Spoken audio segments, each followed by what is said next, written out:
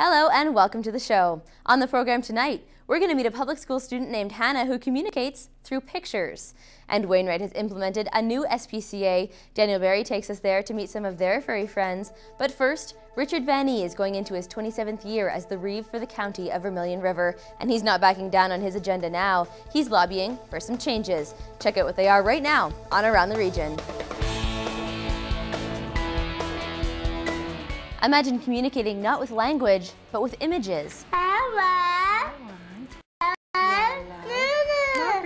That's coming up, but first let's talk about the County of Vermilion River.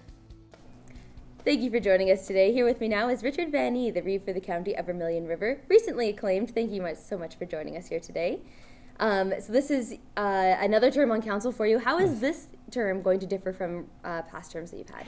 Well, I think the biggest thing is that we have some new members on council.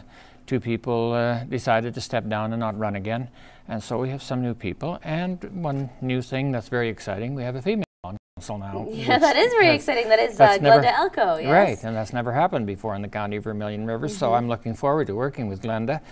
It might just give a little different perspective, and so I'm looking forward to her input. How do you think that's going to change the dynamic in council?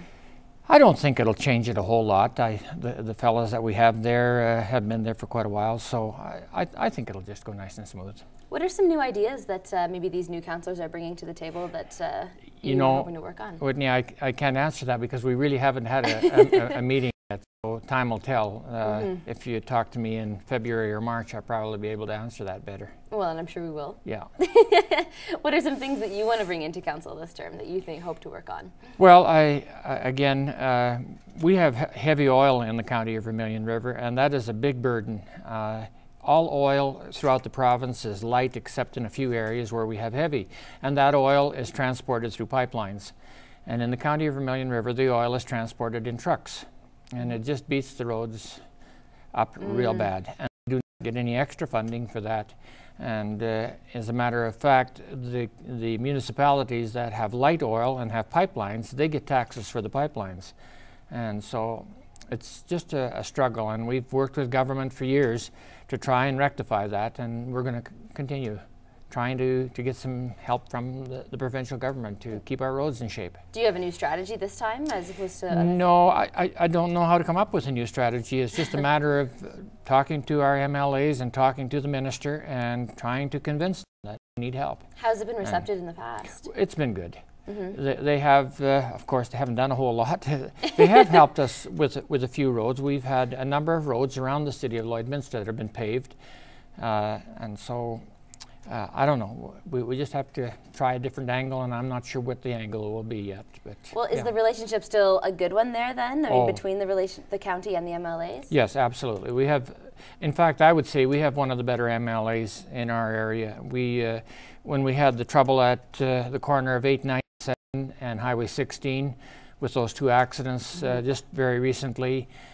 The last accident, I phoned our MLA again, and I had talked to him earlier, but when I phoned him immediately, he listened to me. And within a couple of days, he had the minister out there, and that doesn't happen very often. Yeah. And we got some trucks together, which we have to thank our people in the community, and we demonstrated to them it doesn't work. And they came out there and they fixed it. And it wasn't a very good fix. I don't know what happened, but they said, well, we'll have to do an audit. And I said to our MLA, so what's an audit going to prove? Another accident? And within days they were back and they redid it. And so I have to thank our MLA for his support and the effort that he's been putting in. I mean, obviously you're not pleased with the outcome right now. What can happen that it will improve more? The thing that needs to happen, there needs to be an overpass there. There's an overpass at Vermilion, and rightfully so, and there's an overpass at Vegreville, and there needs to be an overpass at Kitscoty. It is very busy there. There's a lot of traffic coming and going from the north, and I'm sure if we keep plugging away at it, one day we'll get it. Of course. I want to talk more about this Kitscoty corner. We're just going to take a quick break. Here with me now, Richard Van E, the Reeve for the County of Vermilion River.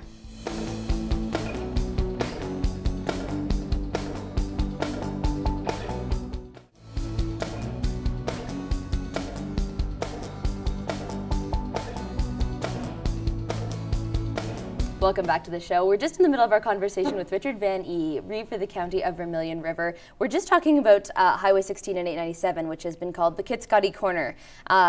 Seeing a lot of accidents, and the government has been quicker to deal with this issue, in part because of your relationship with your MLA. Is that right? I think so. We've talked to the government for, I can't remember exactly, but probably 12 to 15 years about our concerns there. And it's really too bad that we had to have a couple of serious accidents. Right. And finally they sat up and took notice and got right on it. And now I think it's on the radar to eventually get an overpass. And that's going to take time. Overpass costs a lot of money. Of course, of course. And there are priorities in other parts of the province, but we're going to keep pushing. Where do you go from here then? In November, we have a meeting with Alberta Transportation. They come out of Red Deer. And we're going to bring it to their attention again. And we have a meeting that same week with our MLA, and I'm going to discuss it with him again. And so definitely we're not going to put this one under the table. Now, there's also been an issue of water in the county, and bringing drinking water into some of the smaller communities in the county of Vermilion River. How is that situation right now? We're working on it, and it's moving right along. We started 3-4 years ago getting really serious about it. When it was so dry in the early 2000s, we were wondering, where are we going to get water? And a number of communities in the province of Alberta got water from their bigger cities. And now that's exactly what we're doing. We're going to tie in at Vegreville. They have water out to Vegreville already, and we'll tie in, and it'll be a number of years before it all gets done. This is a $130 million project. Round figures, and so it's going to take some time to get it all done, but we hope eventually. And then we have clean drinking water. We don't have to worry about it. We don't want a Walkerton to happen out here in the county of Vermilion River, but there's also Two Hills and all the other communities that are tied in with 15 municipalities altogether. You also have a regional water authority here in this region, and you guys have a member on that authority as well. Yes. What is that member saying about the water situation? Well, there's a number of members, and we happen to be one of them, but there is one member, the town of Vermilion, that have not joined our group, and the reason being that they would like to see it happen faster. They need to pay some attention to their water, and we're working hard with them and with the government to see if we can speed this up a little bit, and I hope they get back on track with us real soon. Now, there's a lot of communities surrounding the county that didn't choose to join the Regional Water Authority, specifically the town of Vermilion River. Do you think that's going to affect you guys on the... No, that's the only one that isn't on. Kitscoty, Marwayne, Paradise Valley, they're all on. And all the hamlets, Manville, they're all on. But the town of Vermilion River is not. I mean, that's sort of the biggest one, right? Just the town of Vermilion. Sorry, the town of Vermilion isn't on. That's not going to affect your guys' position? Well, it is going to affect us, and we're kind of sad that they're not on. And we do hope that in the near future they'll take another look at it and come back on. We're twisting their arm a bit.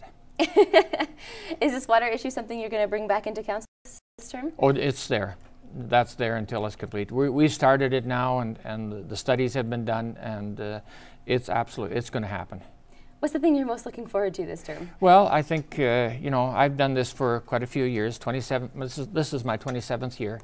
And so when this term ends, it'll be 30, and then I'm going to take a serious look at whether I continue or not. And I think maybe 3 years from now, I'm going to be an old guy, and maybe somebody younger should try. Well, we'll definitely have you on before that. Thank you so much for joining us today. Thank you very much. This has been our conversation with Richard Van E., Reeve for the County of Vermilion River. Your top news headlines are after the break.